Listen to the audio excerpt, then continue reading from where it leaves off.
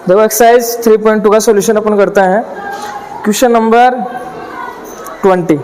देखो क्या है, एक स्कूल है, पुस्तकों की दुकान में 10 दर्जन तो क्या है, रसायन विज्ञान, मतलब देखो बुक्स है, तो रसायन विज्ञान का मतलब मैं बोल सकता हूँ क्या, केमिस्ट्री। केमिस्ट्री की बुक्स कितनी है, 10 डजन।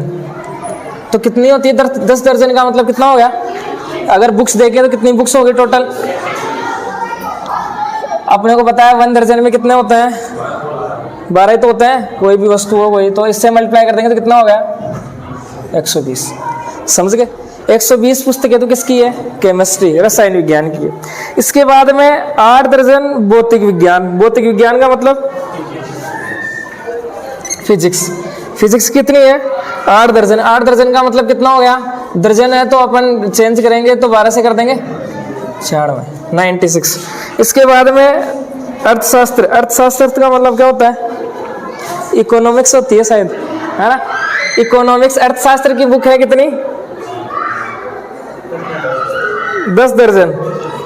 तो चेंज कर देंगे इसे तो कितना हो गया, 120। सही है।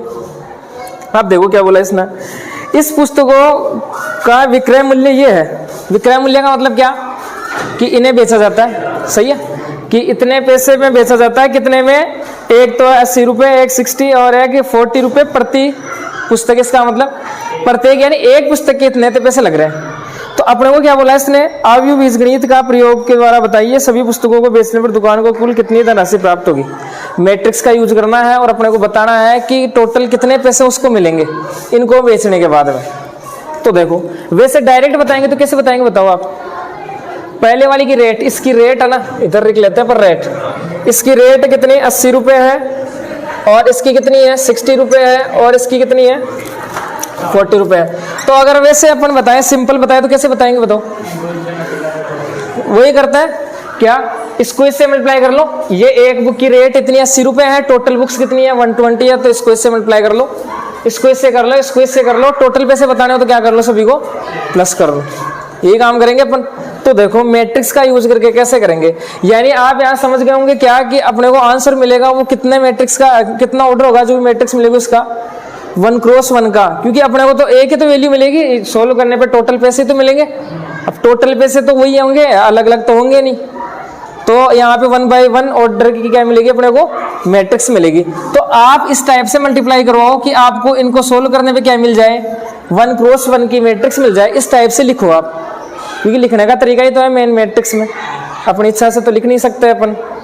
तो देखो किस टाइप से लिखे अपन, यहाँ पे लिख ले कितना, ये लिख ले, इधर तो लिख ले अपन बुक्स, नंबर ऑफ बुक्स। तो नंबर ऑफ बुक्स लिख लेते हैं 120 है, और 96 है, और कितनी है 120। ये फिजिक्स है, केमिस्ट्री, फिजिक्स और इकोनॉमिक्स, ये है बुक्स। क्लियर है। और इधर अपन लिख लेते हैं क्या, रेट लिख लेते हैं, क्या लिख देते हैं, नंबर ऑफ बुक्स, किताबों की संख्या। इधर लिख लेते हैं रेट, कितने कितने हिसाब से है, ये 80 है, और ये 60, और ये कितनी 40। एक क्या आ गए, पैसे आ गए। अब क्या करना है, इनको मल्टीप्लाई करवाओ। देखे मल्टीप्लाई करवाने के बाद 1 क्रॉस 1 की मैट्रिक्स आती है। इसका मतलब आपने इस तरीके से लिखा है ना, ये सही है। वरना तरीका ये भी तो हो सकता है, इसको ऐसे खड़ी कर दो, ऐसे लिख लो, इसको वैसे लिख लो, कैसे रो वाइज लिख लो, इसको ऐसे भी तो हो सकता है।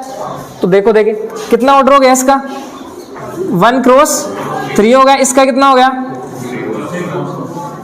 तो बताओ 1 क्रॉस 1 की कैसे करता है मल्टीप्लाई। मल्टीप्लाई के लिए क्या जरूरी है, कब अपन मल्टीप्लाई कर सकते हैं, पहले वाले की तो क्या स्तंभ और सेकंड वाले की पंक्ति दोनों इक्वल होनी चाहिए। इसका मतलब अगर इक्वल है तो अपन क्या कर सकते हैं, वहां पे मल्टीप्लाई करवा सकते हैं। और अगर नई मैट्रिक्स बनेगी तो उसका ऑर्डर कितना होगा, बताओ कैसे। मैंने क्या बताया आपको, यहाँ वाले इस वाले को हटा दो, सही है, तो 1 क्रॉस 1 आ जाएगा। तो इसका मतलब ये है ना, अपन ने जो लिखा है वो बिल्कुल सही लिखा है। आप इनको डायरेक्ट मल्टीप्लाई करवाते ही आपके पास पैसे मिल जाएंगे टोटल रुपए। कैसे करवा दोगे, ये है रो, ये है कॉलम, तो करवाओ मल्टीप्लाई।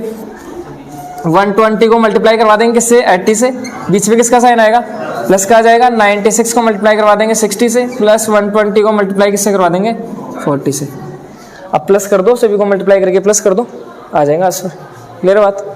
तो क्या था आपके दे रखा था क्या, कि ये अपने पास अलग अलग बुक्स है, अब 10 दर्जन दे रखा है, डजन, इसका मतलब दर्जन में आपने को बताया कितना होता है 12, क्वांटिटी कोई भी वस्तुएं होती है। तो टोटल अगर देखें तो कितनी बुक्स हो गई, 10 को मल्टीप्लाई कर दिया किससे, 12 से, तो 120 पुस्तकें हो गई। ऐसे अपने टोटल पुस्तकें निकाल ली। इधर अपने को दे रखी है एक प्रत्येक बुक की रेट दे रखी है, दर दे रखी है, ये लिख लिया। तो मैट्रिक्स फॉर्म में इस प्रकार से अपने लिख लिया। ऐसे करवाते हैं अपने को टोटल रुपए मिल गए। क्लियर बात। अब देखो इसके बाद में दोनों क्वेश्चन है, एक बार समझ लोगे तो आ जाएंगे, वरना पता ही नहीं चलेगा क्या हो रहा है। देखो क्या दे रखा है अपने को, यहाँ पे दे रखे हैं ऑर्डर दे रखे हैं अपने को, कोटि दे रखी है क्या सभी की। देखो एक्स मैट्रिक्स है, उसका ऑर्डर अपने को दे रखा है कितना, देखो यहाँ पे पढ़ो, यहाँ पे दे रखा है ना, इधर मान लीजिए इधर नीचे है ना 90 पेज में नीचे एक्स मैट्रिक्स है, ये सब उनकी कोटियां दे रखी है अपने को। तो पहले वाले की एक्स की देखिए तो कितनी है बताओ, 2 क्रॉस एन की। वाई की ऑर्डर, वाई का ऑर्डर कितना है 3 क्रॉस के। इसके बाद में जेड का कितना है 2 क्रॉस पी, और इसके बाद में डब्ल्यू का कितना है एन क्रॉस 3 है, और पी का कितना है पी क्रॉस के। ये सभी के ऑर्डर है। क्लियर है। अब देखो इसके बाद में क्या बोला इसने, नीचे की देंगे प्रश्न 21 और 22 में सही चुनो। तो पहला इसमें दे रखा आपको क्या, देखो 21 वाला, P Y plus W Y के परिभाषित होने के लिए एन के तथा पी पर क्या प्रतिबंध होगा, रेस्ट्रिक्शन क्या होगा। इसका मतलब आपको ये बताना है कि जब ये परिभाषित है, इसको सोल्व करने परिभाषित का मतलब ये आपको बताते हैं। यहाँ पे क्या करना आपको, क्वेश्चन में करना क्या है, एन के और पी पर क्या प्रतिबंध है या क्या रेस्ट्रिक्शन है। इसका मतलब क्या होगा कि आपको एन के और पी की वैल्यू बतानी है कि एन के और पी की वैल्यू क्या होगी, कब, जब ये क्या है परिभाषित है, क्या है परिभाषित। अब इस परिभाषित का मतलब क्या है, यहाँ पे देखो इसको समझो। जैसे मान लो आपके पास कोई फंक्शन है, एफ एक्स इक्वल कितना है 1/x, सही है। अब ये फंक्शन है ना एक ही पॉइंट पे परिभाषित नहीं है। परिभाषित का मतलब आप यहाँ पे देखो x की वैल्यू 0 रखोगे ना, तो ये मशीन, फंक्शन एक मशीन होती है, ये क्या हो जाएगी, खराब हो जाएगी। हो जाएगी क्या, कैसे, इन्फिनिटी बन जाएगा। इन्फिनिटी का मतलब खराब हो गई, वो 0 रखोगे यहाँ पे 1/0 का मतलब इन्फिनिटी। इसका मतलब उसे बोलते कैसे अपन कि ये है ना x इक्वल 0 पे डिफाइन नहीं है, ये फंक्शन डिफाइन या फिर परिभाषित नहीं है, ऐसे बोलते हैं उस बात को, सही है। अब सेम यहाँ पे अगर देखेंगे तो यहाँ पे क्या होना चाहिए, यहाँ पे तो क्या हो रहा है, ये एक मैट्रिक्स है, ये भी एक मैट्रिक्स है, ये मैट्रिक्स है पी वाई और डब्ल्यू ये वाई, ये मैट्रिक्स है अपने पास। यहाँ पे हो रहा क्या है, एक यहाँ पे एक तो बीच में प्लस हो रहा है, और यहाँ पे क्या हो रहा है मल्टीप्लाई, कोई भी साइन नहीं है बीच में, इसका मतलब मल्टीप्लाई है। तो मल्टीप्लाई हो रहा है, तो यहाँ पे कैसे अपन देखे परिभाषित का मतलब, तो यहाँ पे क्या होगा कि ये अगर परिभाषित है, इसका मतलब है क्या यहाँ पे कि ये दोनों मल्टीप्लाई हो सकती है, ये दोनों मैट्रिक्स क्या हो सकती है, मल्टीप्लाई हो सकती है। यानी इसका मल्टीप्लाई होने का मतलब क्या है कि फर्स्ट वाली का क्या कॉलम और सेकंड वाले की रो सेम है यहाँ पे। क्लियर है, यही समझेंगे यहाँ से। और यहाँ पे भी मल्टीप्लाई हो सकती है, क्लियर है। और ये प्लस हो सकती है कब, इसका ऑर्डर क्या है, दोनों का कैसा है, इक्वल है, तो प्लस हो सकती है। तो इसका मतलब इस वजह से ये क्या है परिभाषित है, ये अपन इनको मल्टीप्लाई कर सकते हैं, ऐड करके कुछ ना कुछ अपने को नई मैट्रिक्स मिल सकती है। तो नई मैट्रिक्स मिल जाएगी, इसका मतलब वो क्या है परिभाषित है। अगर मान लो ऐसा होता है कि यहाँ पे पी मैट्रिक्स है और यहाँ पे वाई है, जैसे मान लो इस पी का ऑर्डर अपने पास होता, मान लो एक बार पी का ऑर्डर होता है 2 क्रॉस 3 और वाई का ऑर्डर अपने पास होता है कितना 2 क्रॉस 4 मान लो, ये होता है अपने पास। तो क्या इन दोनों को अपन मल्टीप्लाई करवा सकते हैं, नहीं करवा सकते। क्यों नहीं करवा सकते, फर्स्ट वाले का कॉलम और सेकंड वाले की रो सेम होनी चाहिए। तो यहाँ पे 3 है, यहाँ पे 2 कहाँ पे सेम है, इसका मतलब अपन दोनों को मल्टीप्लाई नहीं करवा सकते। इसका मतलब इन दोनों का मल्टीप्लिकेशन ना वो डिफाइन नहीं है, परिभाषित ही नहीं है, समझ गए। परिभाषित का मतलब यहाँ पे क्या हुआ फिर कि यहाँ पे मल्टीप्लाई भी करवा सकते हो आप और प्लस भी करवा सकते हो। क्लियर है कि इन दोनों का ऑर्डर सेम है तो प्लस करवा सकते हैं, मल्टीप्लाई के लिए अपन देख ही लेंगे कंडीशन क्या है। क्लियर बात, समझ गए। तो देखो किस प्रकार से करेंगे अपन इसे। अब परिभाषित है तो देखो अपने को यहाँ पे बताना है किस किस की वैल्यू, एक तो एन के और पी की वैल्यू, इन्हीं की वैल्यू बतानी है क्या, सही है। तो देखो पी का ऑर्डर देखो आप कितना है, मैट्रिक्स तो अपने को यहाँ पे एलिमेंट तो दे रखे नहीं है, नहीं दे रखे है ना, एलिमेंट तो दे रखे नहीं है अपने को अवयव तो ये पी मैट्रिक्स है, इसका ऑर्डर कितना है ये देखो आप, कोटि कितनी, क्योंकि देखो परिभाषित का मतलब कोटि वो नहीं चाहिए, कोटि देखने की जरूरत है अपने को यहाँ पे। क्लियर है, एलिमेंट से मतलब नहीं है क्योंकि अपने को यहाँ पे ना तो दे रखे हैं एलिमेंट, परिभाषित का मतलब आप वहां पे देखो ऑर्डर देखना होता है अपने को कि ऑर्डर किस हिसाब से मल्टीप्लाई कर सकते हो, किस हिसाब से प्लस कर सकते हो, वो तरीका सही होना चाहिए आपका, तब वो परिभाषित है। तो यहाँ पे अपन देखेंगे पी का ऑर्डर कितना है, चला लो इसको, चला लो। पी का ऑर्डर कितना है, पी क्रॉस के। देखो ध्यान से समझ लेना, मैट्रिक्स कौन है मल्टीप्लाई में, वाई मैट्रिक्स है। तो वाई मैट्रिक्स का मतलब यहाँ पे इसका, चलो ये बीच में रहने दो, वाई मैट्रिक्स का ऑर्डर है वो कितना है, 3 क्रॉस के। क्लियर है, सही है।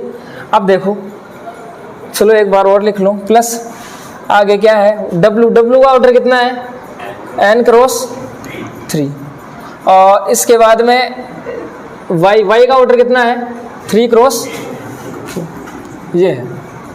अब ये परिभाषित है, परिभाषित का मतलब क्या हुआ, इन दोनों का क्या कर सकते हैं अपन, मल्टीप्लाई करवा सकते हैं दोनों मैट्रिक्स को। अब मल्टीप्लाई अपन कब करवाते हैं कि क्या फर्स्ट वाले का क्या कॉलम और सेकंड वाली मैट्रिक्स का क्या रो, दोनों कैसे होनी चाहिए। इसका मतलब यहाँ पे सेम है क्योंकि ये डिफाइन है, परिभाषित है। तो इसका मतलब ये वैल्यू इसके इक्वल है क्या, तो यहाँ से के की वैल्यू कितनी आ गई, ये बात समझे, के की वैल्यू कहाँ से ले आए अपन, ये समझ गए क्या कि यहाँ से ऑर्डर रखेंगे अपन, दोनों मैट्रिक्स को मल्टीप्लाई कब करवा सकते हैं, डिफाइन है, परिभाषित है, इसका मतलब अपन करवा सकते हैं। अब अपन तभी करवा सकते हैं जब ये और ये दोनों क्या है, सेम है। तो के की वैल्यू यहाँ से क्या हो गई, 3 हो गई। समझ गए यहाँ तक। इसके बाद में देखो इधर देख लो, इधर तो देखो पहले से ही सेम है, सेम है, फर्स्ट वाले के कॉलम और सेकंड वाले की रो दोनों सेम है, तो यहाँ से तो कुछ नहीं मिलेगा अपने को। क्लियर है बात। तो एन यहाँ से एक बार के की वैल्यू तो मिल गई। अब ये तो अपने देख लिया कि यहाँ मल्टीप्लाई हो रहा है यहाँ पे, तो उस हिसाब से निकाल लिया। अब यहाँ पे ये मैट्रिक्स इसको सोल्व करेंगे तो अपने को पता है क्या कि एक मैट्रिक्स अपने को मिलेगी, के की वैल्यू इधर लिख लो आप, के इक्वल 3। अरे दोनों को मल्टीप्लाई करवाएंगे तो एक नई मैट्रिक्स तो मिलेगी ही ना। अब उसके एलिमेंट से अपने को मतलब ही नहीं है क्या आ रहा है क्या नहीं आ रहा है। तो बताओ नई मैट्रिक्स मिलेगी तो उसका ऑर्डर क्या होगा, क्या होगा, ये सेम वाले तो ये तो हटाई देंगे अपन यहाँ से, तो नई मैट्रिक्स का ऑर्डर क्या हो जाएगा, पी क्रॉस। इस बॉक्स को हटा दो यहाँ से, करेगा मतलब। और यहाँ पे जो मैट्रिक्स मिलेंगे इनको मल्टीप्लाई करवाने पे उसका ऑर्डर कितना होगा, यहाँ से 3 और 3 हट जाएगा यहाँ से, मैंने बता दिया था आपको शुरू में ये बात। तो यहाँ से क्या हो जाएगा, n क्रॉस, ये हो गया। अब दोनों को क्या करवाना है, प्लस करवाना, क्योंकि इसको सोल्व करने पे कुछ ना कुछ तो मिलेगा, मैट्रिक्स मिल जाएगी अपने को। इसको सोल्व कराने पे मैट्रिक्स मिलेगी, उन दोनों को क्या करना है, एड तो करवाना है। तो वो दो मैट्रिक्स ये रही, इन दोनों को क्या करवाओ, ऐड। अब ये ऐड कब हो सकता है, देखो मैंने आपको बताया था कोई भी दो मैट्रिक्स है उनको अपन कब ऐड कर सकते हैं, जब क्या हो, उनका ऑर्डर कैसा हो, सेम हो, कोटि कैसे उनकी समान हो।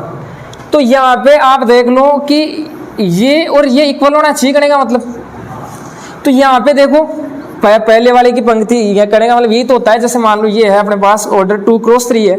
अब आप यहाँ पे भी इसका भी ऑर्डर कितना होना चाहिए, 2 क्रॉस 3 का ही तो होना चाहिए, सही है। तो ये नहीं करने का मतलब क्या है, यहाँ पे जितनी रो है यहाँ पे भी उतनी रो होनी चाहिए, यहाँ पे जितने कॉलम है यहाँ पे वही कॉलम होने चाहिए, सही है। तो यहाँ पे देखो कॉलम तो यहाँ पे के है, यहाँ पे के है, सेम है। यहाँ पे अपन बोल सकते हैं कि केवल 3 आ गई अपने पास, तो 3 यहाँ पे रख लो, 3 यहाँ पे रख लो, तो वो तो सेम है। तो अब पंक्ति भी क्या होनी चाहिए, फिर सेम होनी चाहिए। इसमें पंक्ति कितनी है, P है, इसमें पंक्ति कितनी है, N है, तो P इक्वल क्या होना चाहिए, तभी अपन क्या करवा सकते हैं इनका वो एडिशन यानी प्लस करवा सकते हैं, और करवा ही सकते हैं क्योंकि अपने पास क्या है पहले से ये परिभाषित है। इसका मतलब होगा हमेशा ही होगा, यानी इनका एडिशन हमेशा होगा। इसका मतलब क्या है, दोनों का ऑर्डर भी हमेशा क्या होगा, सेम होगा। सेम हुआ तो अपन को पता चल गया यहाँ से के तो पहले से ही सेम है, इसमें कॉलम सेम है, तो पंक्तियाँ इक्वल होंगी, तो P इक्वल क्या हो जाएगा, N हो जाएगा। तो कौन सा ऑप्शन आ जाएगा यहाँ से, फर्स्ट वाला आ जाएगा। बात को समझे, वापस एक बार देख लो क्या है यहाँ पे। के की वैल्यू तो देखो आसान है कि इसको मल्टीप्लाई करवाना है, इसको इससे मल्टीप्लाई कब करवा सकते हैं, ये सेम होने चाहिए। तो यहाँ से के की वैल्यू निकल गई थी, क्लियर है। अब और यहाँ से वैल्यू अपने को पता नहीं चल रही है कि इसकी वैल्यू क्या आएगी, P और N की वैल्यू ये क्या आएगी। तो यहाँ से क्या होगा, फिर आपको पता है कि दोनों को मल्टीप्लाई करवाने पे इसका ऑर्डर ये आ जाएगा, नई मैट्रिक्स का ऑर्डर निकाल लेते हैं, इसका ऑर्डर निकाल लिया। अब दोनों को ऐड कर सकते हैं, इसका मतलब इनका ऑर्डर सेम होगा, तो ऑर्डर सेम होगा तो ये हो जाएगा, क्लियर है बात। इसके बाद में आ जाओ, देखो 22 वाला आपको दे रखा है, N इक्वल कितना है, P, ये आपको दे रखा है, सही है। और इसके बाद में 7x माइनस 5z की कोटि बताओ। 7x माइनस 5z इसकी कोटि बतानी है। कोटि का मतलब ऑर्डर आपको बताना है। तो देखो कैसे बताएंगे ऑर्डर। अब यहाँ पे x मैट्रिक्स है, कोई ना कोई इसमें एलिमेंट होंगे, सही है, अपने को पता नहीं है वो। इसको किससे मल्टीप्लाई करवाना है? 7 से। अब इसकी कोटि बतानी है तो कोटि लिख लो आप, कोटि काम में आएगी अपने यहाँ पे। तो x की कोटि कितनी है? ये रहा, x का ऑर्डर कितना है? 2 क्रॉस n, तो इसका लिख लिया 2 क्रॉस n। बीच में माइनस का साइन आ गया, यहाँ 5 आ गया। ये कोई ना कोई एलिमेंट होगा इसके अंदर, मैट्रिक्स तो है ही है जेड वाली। तो इसका ऑर्डर कितना दे रखा है अपने को? 2 क्रॉस 3 हो गया। अब देखो आप जैसे मैट्रिक्स के अंदर कोई भी अपने पास अवयव होता है तो कैसे मल्टीप्लाई, ये 7 बार, इसका मतलब क्या होता है कि 7 को अंदर भेजना, यानी मल्टीप्लाई में जाएगा ये सभी के पास, तो मल्टीप्लाई में चला जाएगा। अब अपने को पता तो है नहीं, तो जाएगा तो मैट्रिक्स तो मिलेगी ना अपने को कुछ ना कुछ। अपने को तो कोटि से मतलब है यहाँ पे, तो 7 अंदर चला जाएगा, सभी से मल्टीप्लाई हो जाएगा जितने भी एलिमेंट है उसके अंदर। अब अपने को यहाँ पे एलिमेंट पता नहीं है तो आप ये अपन ये समझ सकते हैं कि अंदर तो जाएगा ये, तो यहाँ से मैट्रिक्स नहीं मिल जाएगी ये अपने को, और यहाँ से ऑर्डर हो जाएगा इसका 2 क्रॉस, ऑर्डर तो वही रहेगा। सेम सिमिलर ये 5 के अंदर चला जाएगा तो इसका ऑर्डर वही रहेगा 2 क्रॉस, नई मैट्रिक्स ये मिल जाएगी अपने को। अब देखो क्या बोला इसने कि जब क्या है n इक्वल p है तो इसका ऑर्डर बताओ आप। तो देखो इसका ऑर्डर क्या होगा, देखो अपने को पता है दोनों को माइनस कब कर सकते हैं? जब दोनों क्या हो, ऑर्डर क्या हो इन दोनों का समान हो, कोटि समान हो। अब देखो कोटि समान है तो इधर देखो पंक्तियों की संख्या इसके इक्वल है, तो बताओ नई मैट्रिक्स का ऑर्डर बताओ आप क्या आएगा, क्या लिखूं मैं? 2 क्रॉस n की वैल्यू किसके इक्वल है? p के इक्वल है। तो आप या तो ये लिख दो कि 2 क्रॉस n लिख दो, या फिर क्या लिख दो 2 क्रॉस p लिख दो। बात तो एक ही है, एक ही है क्या बात?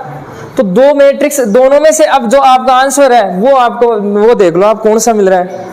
कि देखो इसका ऑर्डर 2 क्रॉस n भी हो सकता है, नई मैट्रिक्स मिलेगी क्योंकि n की वैल्यू p के बराबर है तो n आ जाएगा यहाँ पे, या फिर क्या आ जाएगा इसकी जगह आप क्या ले सकते हो p। तो नई मैट्रिक्स बनेगी, उसका ऑर्डर या तो 2 क्रॉस n हो सकता है या 2 क्रॉस p हो सकता है। दोनों में से ऑप्शन कौन सा आ जाएगा यहाँ पे? b वाला 2 क्रॉस n। क्लियर? ये तो दे रखा ही नहीं है। तो देखो बिल्कुल आसान है कि यहाँ से अपन ने देख लिया मल्टीप्लाई, ये आपको बस ऐसे ही दे रखा है कि आप थोड़े से कंफ्यूज हो जाओ। ऑर्डर से मतलब हो तो ऑर्डर देखते रहो, दोनों को माइनस कब करा सकते हैं? ऑर्डर सेम होना चाहिए, तो सेम होने के लिए 2 यहाँ पे है तो ये तो दोनों सेम है ही, तो 2 लिख लो। अब n की वैल्यू p के इक्वल होनी चाहिए तो n लिख लो, या फिर क्या दोनों सेम ही तो है। क्लियर समझ गए?